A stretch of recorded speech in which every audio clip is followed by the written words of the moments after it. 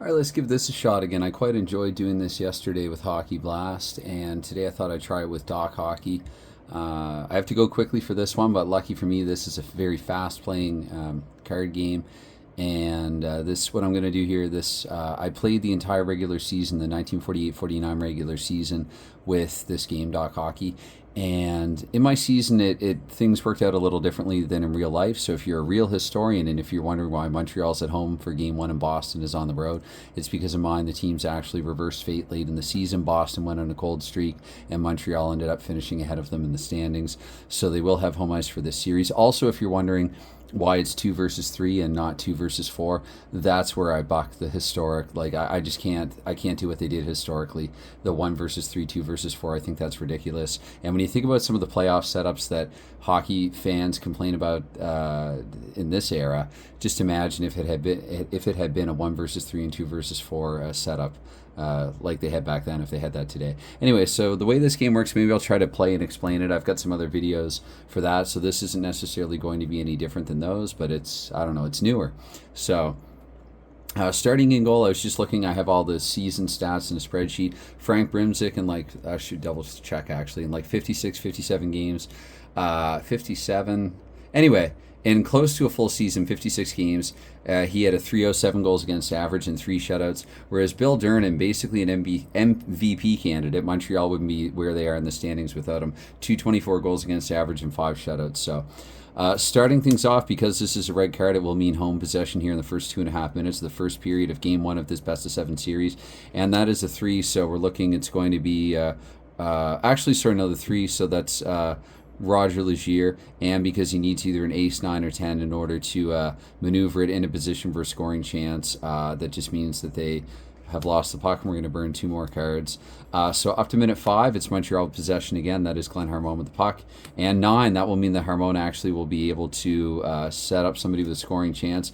And the Queen, so he's actually going to set up Ken Moselle, so we need either an ace or a 5 to 10 to score. And Moselle with the ace, aforementioned, so it's going to be 1-0 here for Montreal in the first period. 5 minutes in, it's Moselle from, who did I say there, Glenn Harmon. And the secondary assist will go to Doug Harvey. I really hope I have these shuffled well enough. This is a nice brand new slippery glossy set of bicycle cards that are not cheap over here. Anyway, starting things off again, Boston will get their first possession here past the 5-minute mark. Harvey with the secondary assist there in Montreal's goal. 5 and 4 though, so that means that Crawford is unable to set up anyone with a chance to score. We burn a couple more cards and keep going. So with the King though, that's going to be Milt Schmidt for Boston. Milt Schmidt and the Joker. Unfortunately, Joker does give a small home ice advantage to the Boston Bruins. And this, if you're watching and not just listening, this beverage now that just magically appeared is courtesy of my better half, who has made me some lemonade here for this searing hot summer, unforgiving hot summer weather. Anyway, the Joker means they've automatically lost the puck. It's basically a home ice advantage card, and the Jokers are side by side. So we go back to actually Boston and Milt Schmidt with another possession here. But this is a blackjack. Now, a blackjack, I could do Boston worse. I could injure a player here, but I play without injuries because it's already baked into these cards that they've missed some time. If they've missed time, they come up less often on chances, so I don't actually injure anybody. But you have that option, and certainly if you're going to play a single game and not like a longer project, then it makes more sense. I'm just going to burn 2 more cards and keep going with it, and pause and double check how much time has elapsed in the period. So I played 5 of 8 sequences in the period. That works out to 12.5 minutes. So up to minute 15, it's going to be Boston with a team player. And that team player 2, so lowest in the team row there, I'm going to say Jack Crawford gets the puck. And 8, that's going to be enough to maneuver into position. Chance here at a goal. So 7, we're looking player 7. That is Woody Dumart.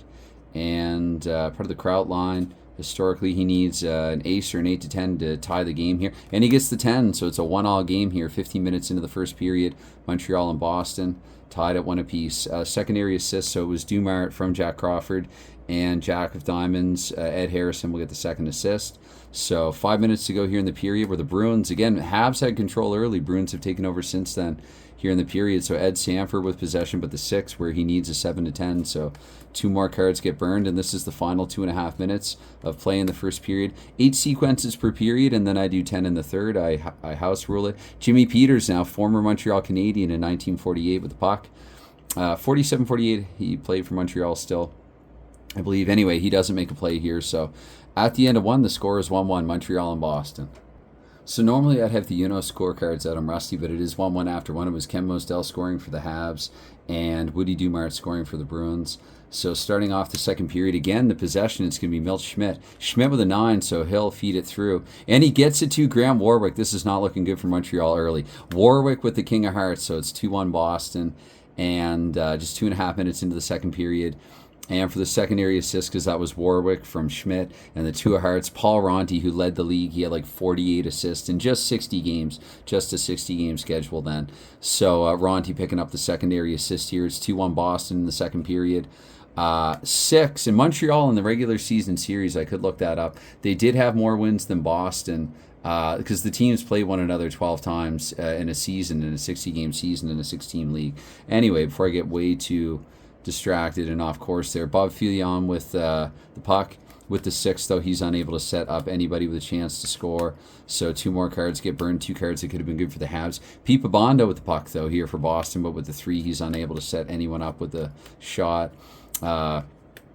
Boston maintains possession. There's Woody Dumart again, and he's going to set somebody up. The person that he sets up is Ed Harrison. Ed Harrison here needs either an ace or a 10, though. Where he gets the queen, so that's going to default actually to Bill Durnan. Durnan will only surrender on a red king, though. A red king of hearts, actually, at that. So very specific. He'll stop any other face card. Montreal with possession this time. Glenn Harmon had the assist in the first period, and with the 8, so he's going to feed it through to 10 this time, so Elmer Locke this time, part of the punchline, which now is no longer because Toe Blake is retired at this point in 1949. And with the Jack of Hearts, we come back over to Frank Brimzik, who has made the save there. Kings and Red Queens being the only face cards that can score on Brimzik. So I'm going to check after this sequence to see how close I am to the second, but it's Jack Crawford with the 3. So let me just double check here. 5 minutes to go in the second period. That's Johnny Pearson, who led the league in goal scoring, 31 goals in 60 games. Again, this is all my replay. These are all hypothetical stats that I'm talking from just simulating these games over and over. Anyway, again, I burned 2 more cards because nothing like a scoring chance there. So it's a 4 of diamonds. That's Murph Chamberlain for the Habs. Feels like their first legit possession in a while. And that will go to Boston's team defense. I like that. Like, it doesn't always depend on the players. So Boston's team defense, only Kings and Red Queens can penetrate the Bruins D. So therefore, I would just burn a couple more cards, and that's the end of the second period. So that second period, even with me talking, it was just 2.5 minutes of elapsed time. And yeah, I'm trying to go quickly, but I guess the point that I was going to make there is just that this is a very fast-playing card game. Basically, like some more common games like shootout hockey, you can play about 1.5 to 2 games of DoC in the time that it takes to play shootout hockey. How this differs from shootout hockey, and again, I'm not necessarily saying that it's better or worse, but how it differs is that in shootout, other games like shootout, and I would include Stone Cold, you really only reference a player on a scoring chance or a penalty. In this game, there are no penalties. It's a very simple, simplified game. I have heard like one, not really a critic, but I have heard the comment, and I agree with it, that these games can get a little bit samey after a while if you're playing them constantly. But it's a simple game by design. That's not necessarily a knock. But one thing that I really like about it is compared to other fast-playing games where you don't really get to interact with a roster, it's just more of a pure team sim. With this one, the mechanics work so that you're interacting with a player's name on basically every sequence. You will interact with at least one name on one roster or another, and I like that. It sort of gives the illusory the feeling of puck movement. Anyway, third period here. Jack Crawford here with the puck and the ace, so he's automatically through. Crawford feeds it to Bobondo. Remember, Boston's already up 2-1 here. Bobondo kind of struggled offensively relative to real life, and with the 7, he only needs a 5 to score, so the Bruins are up by 2 now early in period 3. The secondary helper there is going to go to Johnny Pearson, again, who led the league in goal scoring there. I don't know if you can see or not, but ace to 5, so Pearson there will get it. So 3-1 Boston. Again, that was Bobondo, and he was set up by Jack Crawford, and Pearson with a secondary helper, and the Bruins maintain possession. Pat Egan this time, Patty Egan, but again, I'm not injuring anybody. That just, it won't penetrate Montreal's defense either. So 5 into the third period rather. So Fern Flaman with the puck now. Flaman, Hall of Famer, and can't do it there. 8, that's Glenn Armand. He's had a lot of touches in this game. 3 is a lot.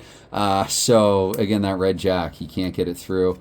So we're back now to the Bruins, and it's Bobondo this time, looking to set somebody up, but he's going to be, as I like to say, jokered out of it. And it's Boston again, Flaman with another possession, and again, that's a Jack, though. Montreal, and they're missing out on some potentially good cards here. So we played 6 sequences. For the third period, I do play 10 sequences instead of 8. I've been doing that throughout the regular season as well. So it's going to be Montreal with possession. Billy Ray led the Habs in point scoring. With the Black King, he will get through Boston's defense again, Kings and Red Queens. And he feeds it to 10. Locke, he had a scoring opportunity earlier. Let's see what he does with this one. With the 8, Montreal is back to within 1 just barely. Elmer Locke has scored from Billy Ray. And I'll try to remain unbiased. Joe Carveth has assisted as well, so the secondary helper. Boston's trying to hold on here and steal one in Montreal. This is the 8th sequence of 10. It's going to be a Montreal team player with a puck here. 6, I'll say that's probably middle of the pack here. We'll give it to Bob. Kem Reardon. Kem Reardon hasn't had a touch in this game. So Reardon here with a 6, but Montreal team players need ace or 7 to 10 in order to continue forward. So we burn 2 more cards. This is sequence 9 of 10. Habs still down by 1. And the 7 here, I guess I could argue a goalie pull here. So that's something that I don't really mess with. They didn't really do it in this era, though. So anyway, Mostel here with the possession. With the 10, Moselle feeds it through. And again, a lot of chances this game. Does Locke have his second goal? With the blackjack, Frank Brinzik's going to be able to make the stop. So this is the final sequence, and it's going to be Boston anyway. I could argue here that they'll go for an empty netter, but I don't think so. Again, it was 49. Ronti with the 2, so I'm going to say that play just fizzles or peters out.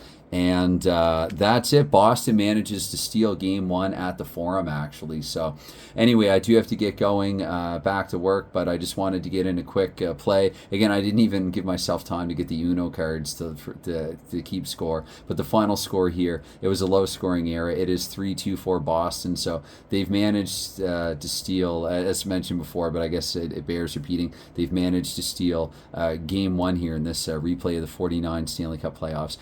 This game is normally fast playing enough that sometimes what I like to do, and I just didn't have time to do it today, I might do it for the Cup final, is you can set it up. You can basically play a best of 7 series, and if the series only goes, say, 4 games, you're looking at half an hour invested. And again, it's not just an instant play game. Like, you do actually you get that feeling of playing through periods somewhat. Again, no penalties. There are its limitations with the simplicity, but even what I was saying there about the best of 7, even if it does end up going 7, you're still looking at being able to play a series within an hour. This one went a little faster, maybe because it was lower scoring, but still, this is nonetheless a fast-playing game, and it's one that I enjoy playing and that I enjoy sharing from time to time. But anyway, have to get going. So with that, cheers, thanks, and bye for now.